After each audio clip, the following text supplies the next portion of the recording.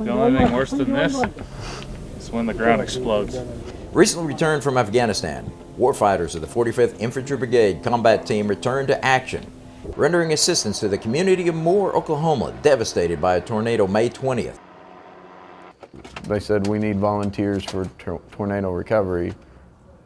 I was right at 100% of the soldiers volunteering to come help. Roger, it was a suspicious possible loot. Sergeant First Class Jones was hit by multiple improvised explosive devices and shot in the chest. Recovering from all, he is working on a doctorate in aviation management and leading National Guard troops called up for the Moore tornado recovery. I don't think anybody, unless they're in a WTU and not allowed to come, is going to say, no, I don't really think I can do it today. 21. 22. It helps me mentally recover.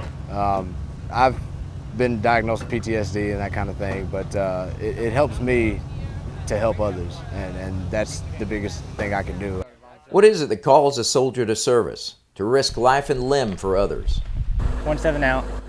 You know, it's a part of our family and a part of what an American citizen should be, I think. Staff Sergeant Mallory suffered an improvised explosive blast, which sent him out on medevac to recover at Fort Hood for 5 months. He is one of less than 1% of wounded warriors to not only recover, but return to his original unit still in combat and complete the deployment. But we had a dangerous mission, and I got my licks early on. I still had a job to do. I felt like I still had a job to do. I had a place to be. My soldiers were overseas. They were downrange. And like any NCO, I just wanted to be with them. It's good copy. Should be Sector 1, 17 out. There is something that being a guardsman satisfies above all professions, the desire to be a part of something bigger than oneself, to help their fellow man. At the end of the day, I mean, that's what these guys want to do, is help their community. Yeah, so just like Afghanistan. There is an operational perspective from which all citizen and soldier missions flow.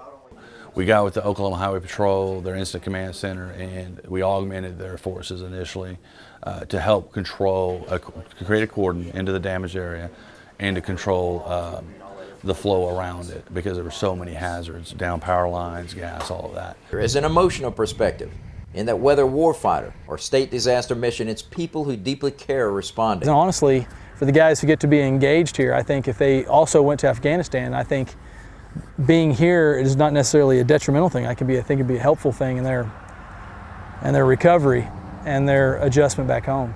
But it is the perspective of the citizen soldier that explains the enduring motivation to service, from country at war to state in distress. I mean, because on one hand, you're trained to go into combat and do things towards other people, and on the other hand, you're trained to come help. It's a lot worse here because you've seen it in your backyard, but I do love coming up here and helping people because they need it, and that's what I'm here for.